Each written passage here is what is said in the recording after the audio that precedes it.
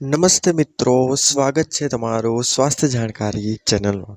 બધાને મારા જય શ્રી રાધે કૃષ્ણ. મિત્રો, આજનો વિડીયો ખૂબ ઇન્ટરેસ્ટિંગ છે. મિત્રો, રુદ્રાક્ષને ખૂબ જ પવિત્ર અને દિવ્ય માનવામાં આવે છે. રુદ્રાક્ષને મહાદેવના પ્રતિનિધિ તરીકે પણ આપણે બધા ઓળખીએ છીએ.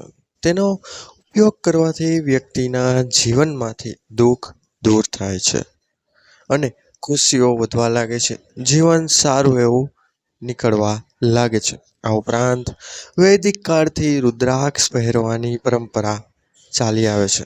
આ ઉપરાંત એવું માનવામાં આવે છે કે રુદ્રાક્ષ પહેરવાથી ભગવાન શિવના આશીર્વાદ મળે છે. મિત્રો, આ વિડીયો રહેવાનો છે રુદ્રાક્ષ ઉપર. વિડીયો ખૂબ જ ઇન્ટરેસ્ટિંગ છે તથા વિડીયોના અંતમાં તમને એવું ઘણું બધું જાણવા પણ મળશે જે તમે અગાઉ રુદ્રાક્ષ વિશે જાણતા નહીં હોય. તો મિત્રો, વિડીયોને અંત સુધી નિહાળજો અને કોમેન્ટ બોક્સમાં એકવાર સાચા મનથી હર હર મહાદેવ અવશ્ય લખજો. મિત્રો, વ્યક્તિ શિવ તત્વની પ્રાપ્તિ કરે છે અને જીવનમાં આવતા દુઃખોથી પણ રુદ્રાક્ષ દ્વારા મુક્તિ મેળવે છે. તો મિત્રો, સૌપ્રથમ જાણીએ કે રુદ્રાક્ષના પ્રકારો કયા કયા છે અને તેને કઈ રીતના પહેરવા જોઈએ અને તેના પહેરવાના કઈ રીતના અલગ અલગ ફાયદાઓ છે. તો સૌપ્રથમ રુદ્રાક્ષના પ્રકારોમાં જોઈએ તો રુદ્રાક્ષના માળા એક મુખથી લઈને મિત્રો 21 મુખ સુધીના હોય છે. આ ઉપરાંત ગૌરી શંકર રુદ્રાક્ષ, ગણેશ રુદ્રાક્ષ વગેરે જેવા અનેક પ્રકારના રુદ્રાક્ષો મિત્રો જોવા મળે છે.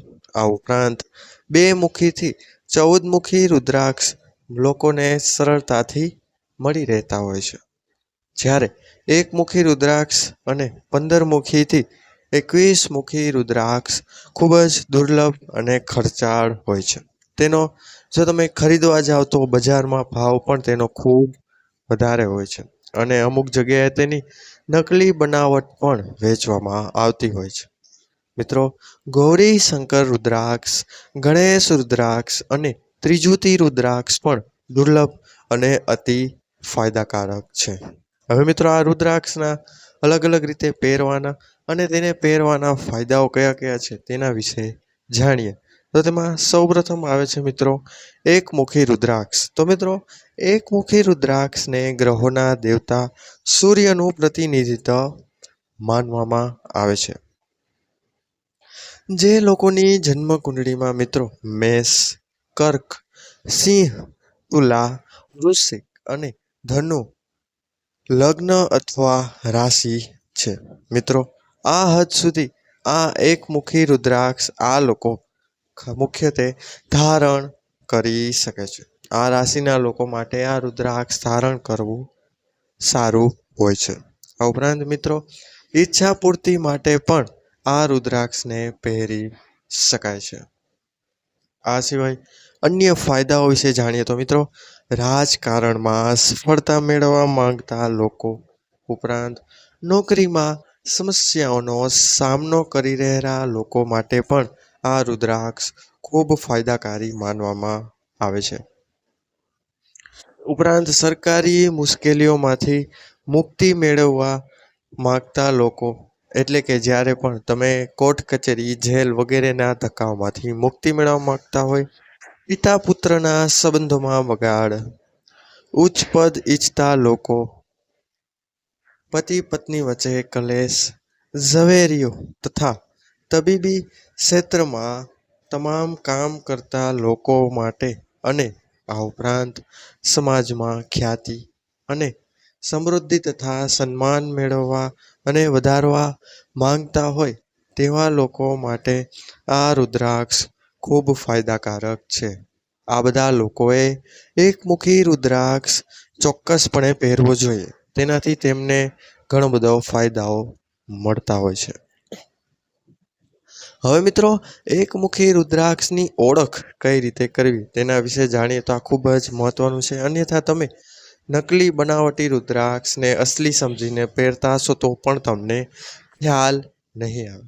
તો મિત્રો, આ ખાસ સાંભળજો કે એકમુખી રુદ્રાક્ષ ગોળાકાર અને કાજુ આકારનો હોય છે. એ કઈ જગ્યાએ જોવા મળે છે તેના વિશે વાત કરીએ તો મિત્રો તે ઇન્ડોનેશિયા, ભારત અને મુખ્યત્વે નેપાળમાં જોવા મળી રહે છે.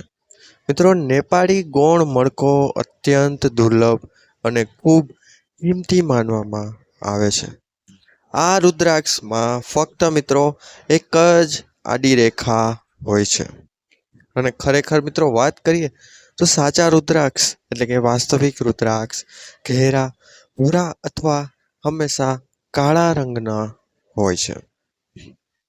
અને તેની ઓળખ કરવા માંગતા હોય તો મિત્રો સરસવના તેલમાં મૂકવાથી એટલે કે આ રુદ્રાક્ષને સરસવના તેલમાં મૂકવાથી તે ઘટ થઈ જાય છે. જ્યારે રુદ્રાક્ષ નકલી હોય તો તેનો કલર આછો પડી જાય છે, પરંતુ અસલી રુદ્રાક્ષનો કલર આછો પડશે કે જરા પણ કલર ઓછો થશે નહીં. રુદ્રાક્ષ જેવો દેખાવ ધરાવતો મિત્રો ભદ્રાક્ષ પણ બજારમાં ખૂબ જોવા મળી રહે છે. ખરીદતી વખતે એ વાતનું ખાસ ધ્યાન રાખો કે જે વસ્તુ જે તમે લઈ રહ્યા છો તે ભદ્રાક્ષ તો નથી ને, તે રુદ્રાક્ષ જ હોવું જ જોઈએ. તો મિત્રો આ વિડીયોમાં વાત કરીએ કે એકમુખી રુદ્રાક્ષથી શું શું ફાયદાઓ થાય છે, કયા લોકોએ તેને પહેરવો જોઈએ અને તેની ઓળખ કેવી રીતે કરવી જોઈએ. તો મિત્રો આ વિડીયો એ લોકોને શેર કરો જે લોકો રુદ્રાક્ષનું ધારણ કરી રહ્યા છે. તો વિડીયો પસંદ આવ્યો હોય તો વિડીયોને લાઈક કરી ચેનલને સબસ્ક્રાઈબ કરજો તથા આ વિડીયોને કોમેન્ટ બોક્સમાં રાય પણ અવશ્ય જણાવજો કે આ વિડીયો તમને કેવો લાગ્યો. તો મળીશું હવે આવા જ નવા વિડીયો સાથે. ત્યાં સુધી બધાને મારા હર હર મહાદેવ.